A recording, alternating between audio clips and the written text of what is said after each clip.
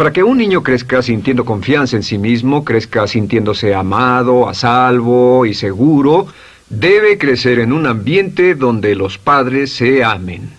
No hay nada que le dé más temor a un niño que crecer en un hogar donde los padres peleen entre sí, donde los padres no se amen, donde haya dificultades, porque el niño siempre tiene una tendencia, primero que nada, ser una víctima, pues al niño se le grita y se le vocifera, y entonces cree que la razón por la que mamá y papá pelean es su culpa.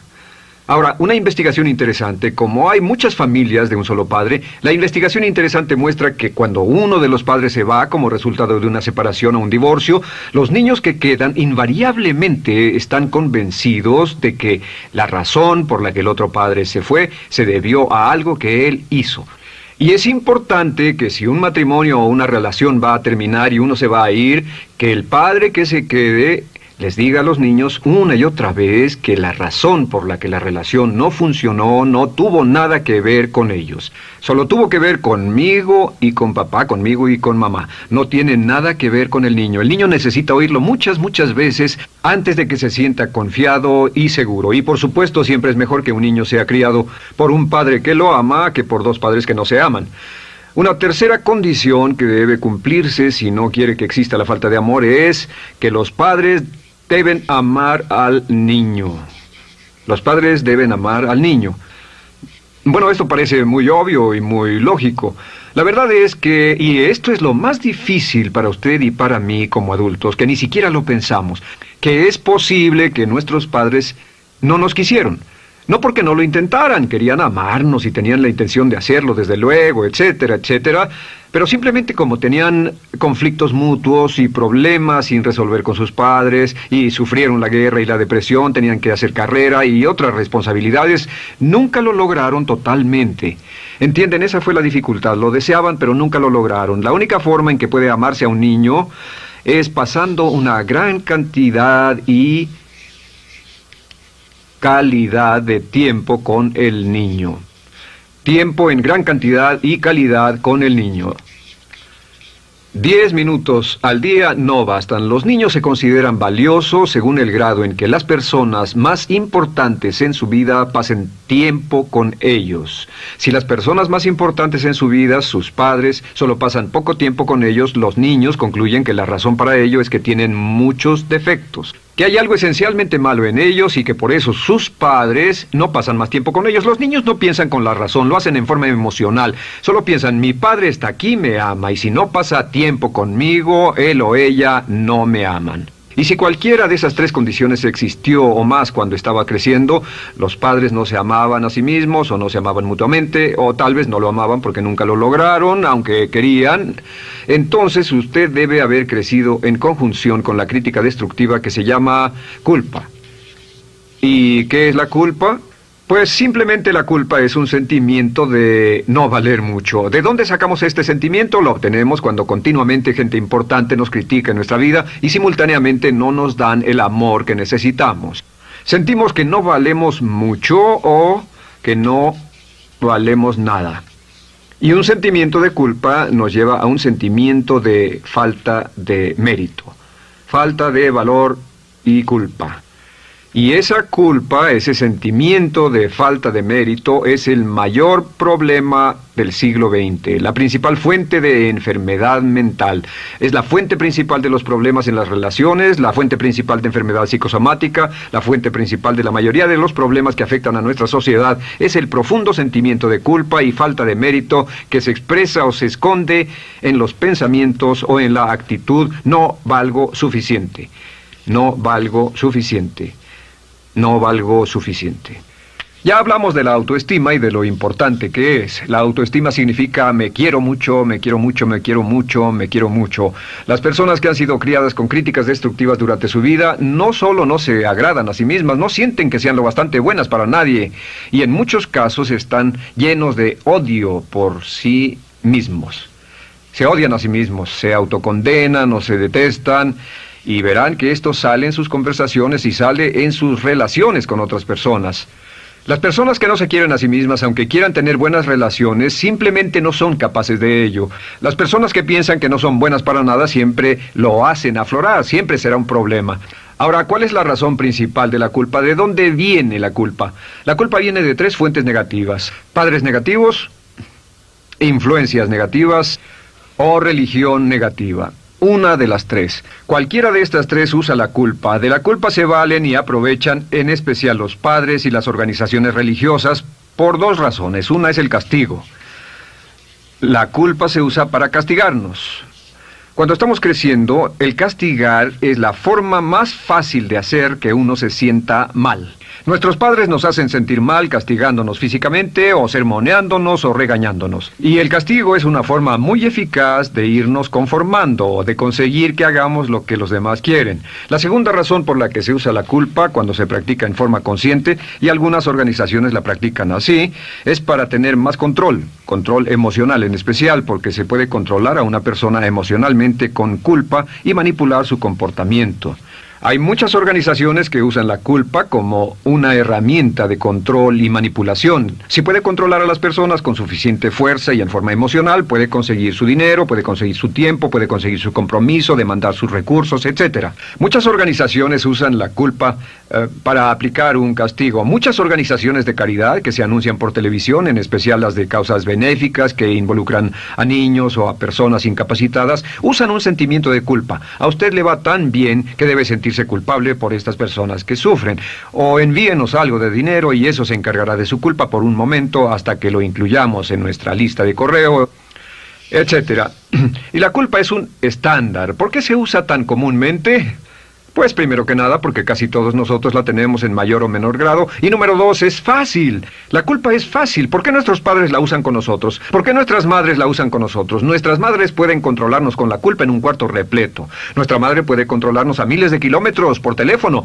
Los padres usan la culpa en sus hijos porque sus padres usaban la culpa en ellos y así sucesivamente. Es lo más fácil. No existe un esfuerzo físico. Puede hacerse con una mirada o de reojo o una palabra. Ya sabe que las personas siempre buscan lo más fácil. Esté alerta.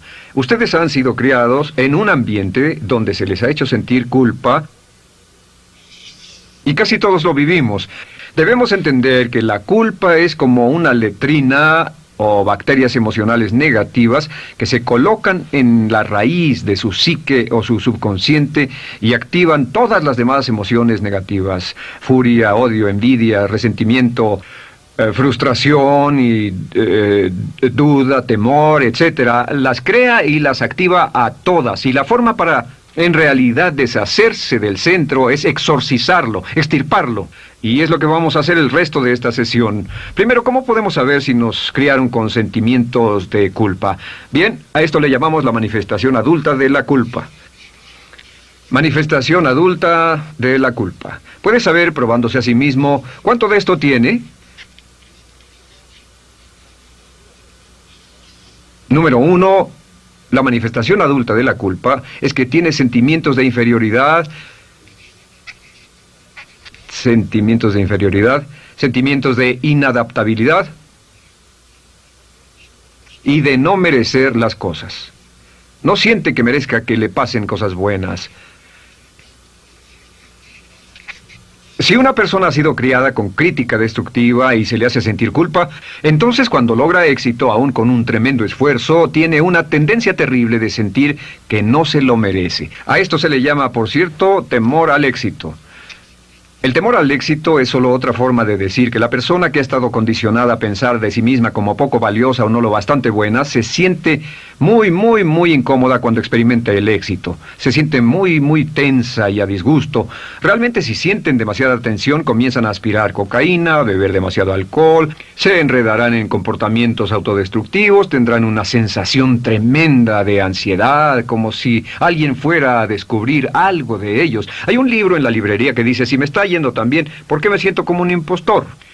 Tienen el llamado síndrome del impostor. ¿Alguna vez ha tenido éxito en algo y la gente ha ido a usted a decirle: vaya, hiciste un excelente trabajo, o eso es maravilloso, aunque haya sido muy duro para usted, y sintió que los demás iban a descubrir, siente como que, es decir, que iban a descubrir que realmente no es bueno, que solo fue un fraude, solo un accidente, y por supuesto es lo que dice: fue coincidencia, fue un accidente, la verdad, no sé ni cómo lo hice. Hacen todo lo posible por huir de ese sentimiento de inferioridad y de no merecer las cosas. Estén muy alertas. La segunda manifestación adulta de la culpa es la autocrítica destructiva. Hay una línea de un gran poeta que dice: aquellos a quienes se les hace mal, hacen mal a su vez. Los niños a muy temprana edad, a veces a la edad de 2 o 3 años, comienzan a menospreciarse, se desgarran, hasta se golpean y se castigan físicamente si se les critica demasiado.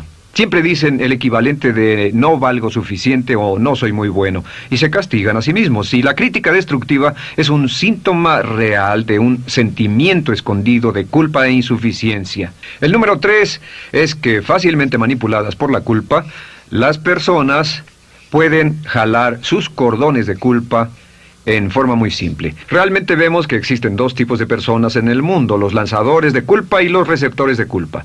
Invariablemente, estas personas se atraen mutuamente. Y por supuesto, el lanzador de culpa es la persona que se identifica con el padre que lanzó la culpa, y el receptor es la persona que se identifica con el que atrapó la culpa. Pero los lanzadores y los receptores de culpa se unen, se equilibran perfectamente, se establecen y forman una nueva generación de lanzadores y receptores de culpa. Podemos decir que usted es fácilmente manipulado por la culpa, porque ha estado muy bien condicionado. Su jefe puede tirar de su cordón de culpa, una persona en un autobús puede tirar de su cordón de culpa, una sobrecargo puede tirar de su cordón de culpa. Esté muy alerta a esto. La cuarta manifestación de culpa es que usted la usa. Usa la culpa y culpa a otro generosamente. ¿Por qué?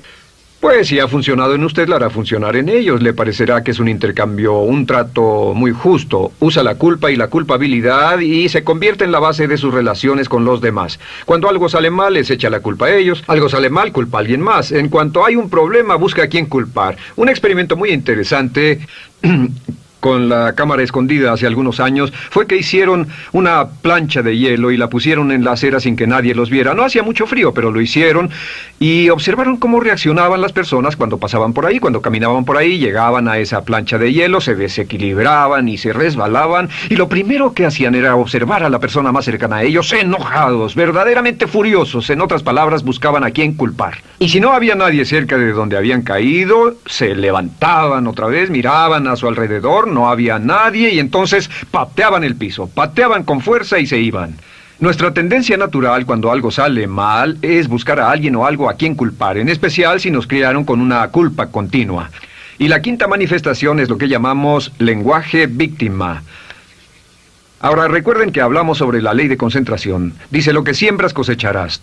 También dice: si usas lenguaje de víctima, mantienes viva la culpa, la refuerzas, la edificas, la cultivas, la utilizas. El lenguaje víctima es lenguaje como no puedo, no puedo, no puedo. Cuando dice no puedo, no puedo, no puedo, envía un mensaje a su mente subconsciente, y la mente subconsciente comprende que está inhabilitado, que no tiene control, que es una víctima. Y cuando desea poder hacer algo, su mente subconsciente retroalimenta su mensaje y dice: no puedes, no puedes.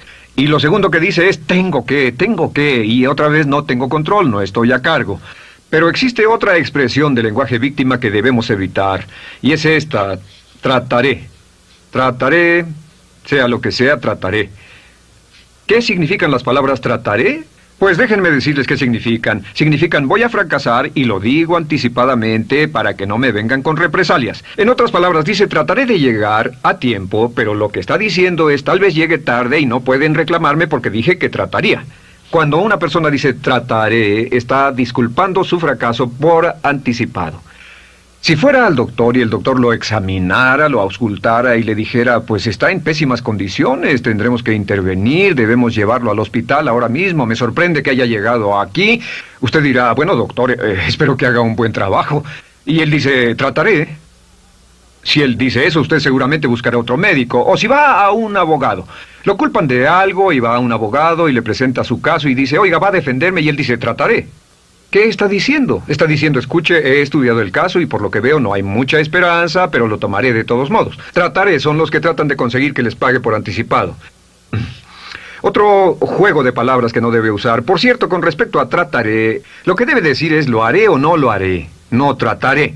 Si alguna vez en nuestro negocio tenemos un negocio muy activo, si llamamos a alguien y le pedimos alguna cosa o algún trabajo y dice trataré de conseguirlo para el viernes o trataré de terminarlo a tiempo, al instante sabemos que lo que quiere decir es que quiere sentirse libre, no comprometerse.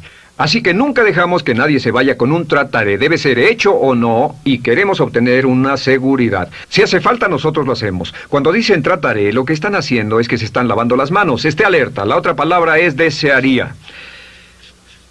Dicen que un deseo es una esperanza o una meta sin energía detrás. Desearía.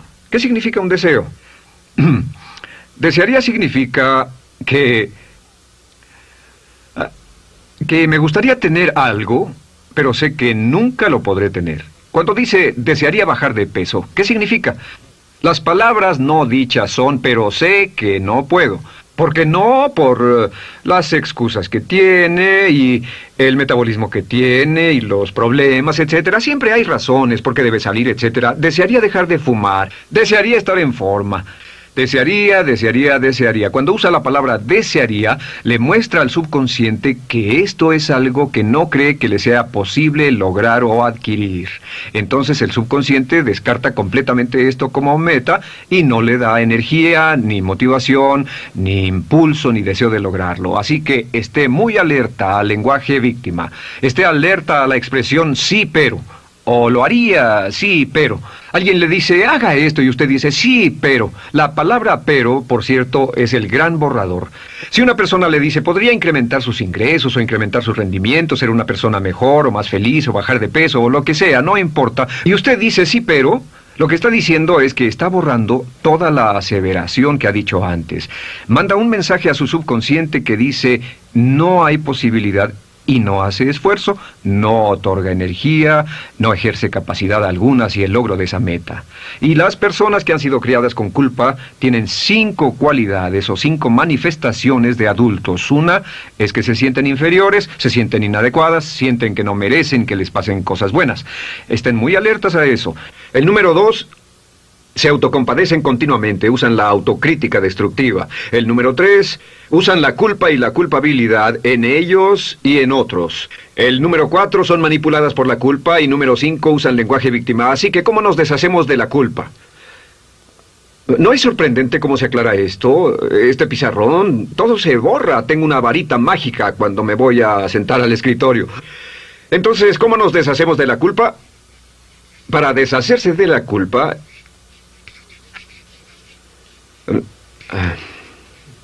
este es el proceso. Tiene algunos pasos importantes. Número 1, el primero de la lista, elimine la autocrítica. Elimine la crítica autodestructiva. En otras palabras, nunca diga nada destructivamente crítico de usted mismo. No lo diga. Esta es la regla básica. El subconsciente acepta lo que diga usted como cierto, como un mandato. Así que no diga nada de sí mismo que no desee sinceramente que sea cierto. No diga estoy cansado, estoy gordo. No diga no puedo o debo. No diga nada a menos que quiera que sea cierto. Las palabras que van después de la palabra yo son las palabras que su subconsciente registra como mandatos, excepto cuando dice yo desearía o lo intentaré. Así que elimine la crítica destructiva. Siempre hable en términos positivos sobre usted. Me gusta mi persona, puedo hacerlo, lo haré, escogí hacerlo, pero nunca diga no puedo. Número 2 es... no dejarse manejar por la culpa. Rehúse ser manejado por la culpa. Porque cada vez que le permita a alguien que lo manipule por la culpa, ¿sabe qué pasa? Refuerza y hace más poderoso el efecto de la influencia de la culpa en su vida. Cuando yo crecí, debo decir que yo crecí en una familia que estaba muy influenciada por la religión negativa. Realmente mi madre, Dios la bendiga, tenía un cinturón negro en el pecado e hizo un trabajo verdaderamente soberbio en ello. Y yo tardé en sobreponerme. Cuando me casé con Bárbara, ella también venía del mismo tipo de familia y recapacitamos. Hay una hermosa respuesta cuando uno de los dos caía de nuevo en los viejos patrones. Decía, no tratas de hacerme sentir culpable, ¿o sí? No tratas de hacerme sentir culpable, ¿o sí? Solo diga, no tratas de hacerme sentir culpable, ¿o sí? Y no deje que las personas lo manipulen usando la culpa. El número 3, no use la culpa o la culpabilidad y anuncie que no va a usarla. No la use en otras personas y permita que sus hijos o su cónyuge digan lo mismo. No tratas de hacerme sentir culpable, ¿o sí? Repítalo una y otra vez. Y si la otra persona le dice, eso es lo que trato, contéstele, no va a funcionar. Y no funcionará. Es que la culpa solo funciona mientras usted no sepa que está siendo usada en usted. El número 4 es lo que llamamos la ley del perdón. Es la más importante de todas. Realmente es el centro, es el meollo de toda esta sesión. La ley del perdón simplemente dice que usted está sano mentalmente hasta el grado en que pueda perdonar libremente y olvidar las ofensas. Que su habilidad para perdonar a los demás es la clave que determina su felicidad y su éxito en la vida. Su habilidad para perdonar a los demás es la única forma de eliminar la culpa. Su disponibilidad para perdonar a los demás y olvidar ofensas es el determinante más importante de si usted está o no totalmente integrado y es un adulto que funciona como ser humano. Porque la tendencia de culpar y de guardar rencores es una tendencia patológica infantil que la poseen todas las personas que están enfermas mentalmente. La habilidad para olvidar, para perdonar libremente, es la marca del ser humano realmente iluminado. Ahora, acepte eso como real. Hay 4 personas a las que debe perdonar. Número 1, perdone a sus padres. Perdone a sus padres por todo lo que le hayan hecho para herirlo. La mayoría de nuestras investigaciones muestran que casi todos nuestros problemas como adultos se remontan a no estar dispuestos o no poder perdonar a nuestros padres por algo que hicieron que nos hirió. Perdónelos un 100%, escríbales, llámeles por teléfono, dígales, o cuando menos perdónelos en su corazón, pero perdone a sus padres. Número 2, perdone a los otros. Perdone a todos los demás. Perdone a todos los que lo hayan herido de algún modo, por cualquier cosa, y déjelo así. Ahora, hay muchos que dicen no puedo perdonar a esa persona por lo terrible que me hizo. Pero recuerde esto, el perdón es perfectamente egoísta. El perdón no tiene nada que ver con la otra persona, solo tiene que ver con su paz mental y con su propia integridad mental. Número 3, perdónese a sí mismo. Perdónese por todas las cosas débiles, tontas, insensatas y estúpidas que haya hecho, porque todas las personas han hecho cosas tontas, insensatas, estúpidas y ridículas, pero perdónese en un 100%. Y finalmente, la última parte de esto, si ha hecho algo que hirió a alguna persona, vaya a disculparse. Es sorprendente el hecho de vidas que se arruinan año tras año por personas que no tienen la fortaleza intestinal, las agallas y el valor para decir lo lamento. Una de las cosas más importantes es desarrollar carácter hasta el grado en el cual hacemos las cosas que son muy difíciles para nosotros, hasta el grado en el cual hacemos las cosas que sabemos que están bien, aunque sean difíciles, en especial cuando son difíciles emocionalmente. Y la clave para deshacerse de la culpa, la clave para ser una persona total y completamente positiva, es perdonar a los demás. Perdone a las personas con quienes ha sostenido una relación. Perdone a sus jefes anteriores. Perdone a los amigos que lo han herido. Perdone las inversiones que estuvieron equivocadas. Perdone a los jefes que lo despidieron. Perdone a sus padres. Perdone a todo el mundo. Desarrolle una actitud hacia la vida con la que rehúsa guardarle rencor a los demás. Solo repita una y otra vez, los perdono a él o a ella por todo. Los perdono por todo. Los perdono por todo. Y eso es todo. La clave para librarse de las emociones negativas es rehusarse totalmente a continuar con cualquier situación negativa. No olvide que es un acto muy egoísta y será tan egoísta como usted quiera. El acto del perdón lo libera y libera a la otra persona y le garantiza que se moverá rápidamente hacia el cumplimiento de su potencial. Para tener éxito, una mujer debe ser mejor en su trabajo que un hombre.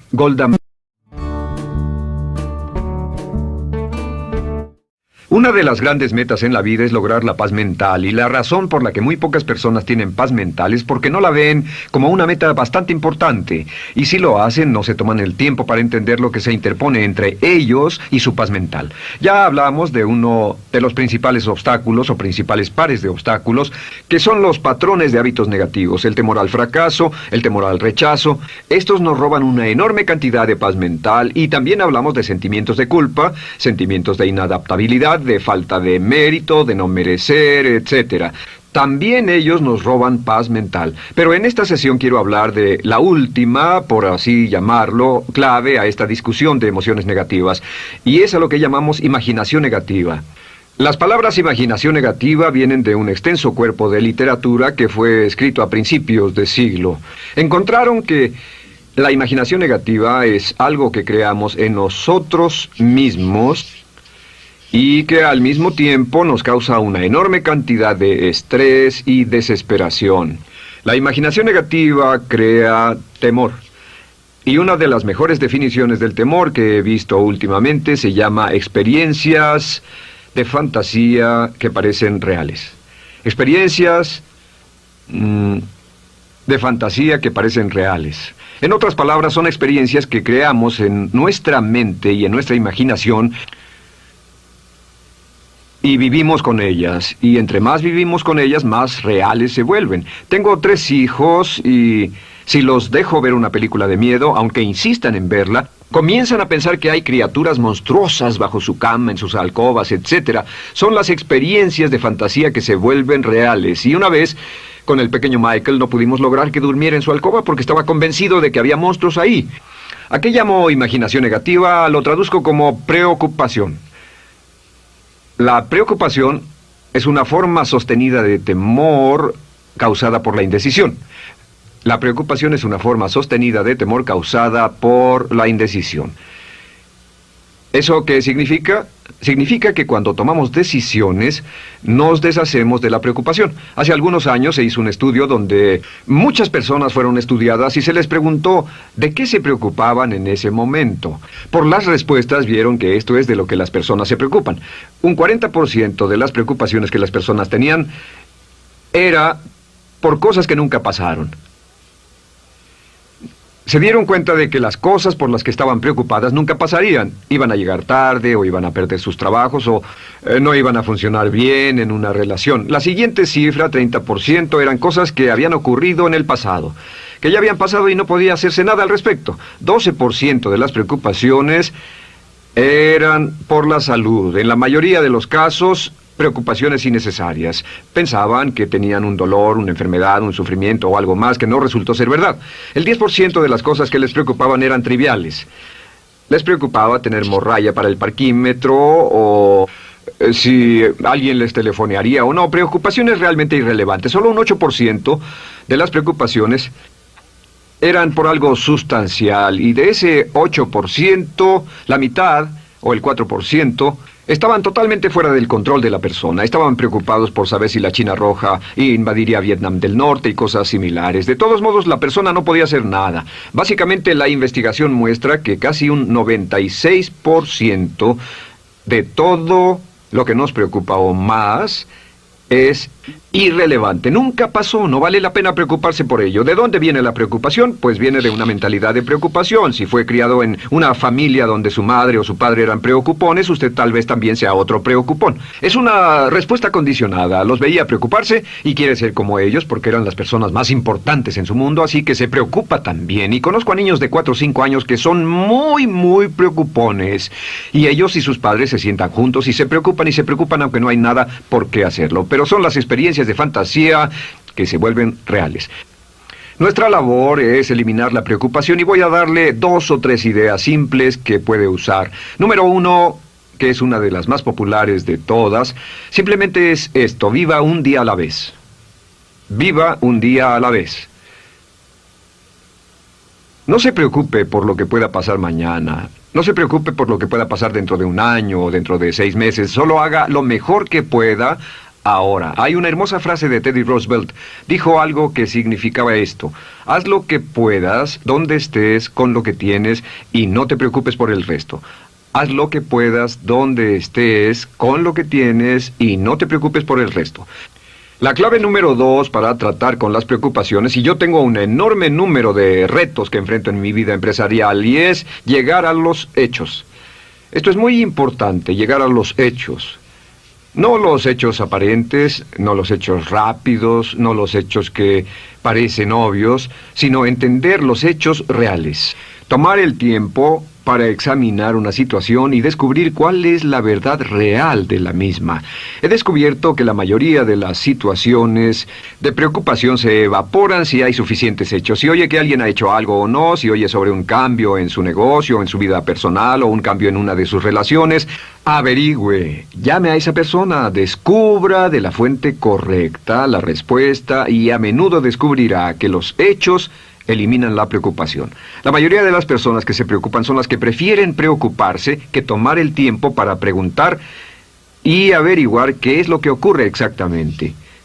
Pregunte, investigue, lea, haga su tarea, consiga los hechos. Uno de los requisitos más importantes, por cierto, para su éxito en los negocios o en alguna otra cosa, en cualquier otro campo, es consiga los hechos que necesita para que sus respuestas sean exactas y actualizadas. El tercer método se llama el destructor de preocupaciones. Destructor de preocupaciones es una expresión que inventó uno de nuestros graduados. Dijo que esta expresión literalmente salvó su negocio y salvó su salud mental. Es una de las técnicas más simples, se lo juro, es dinamita, consiste en 4 pasos.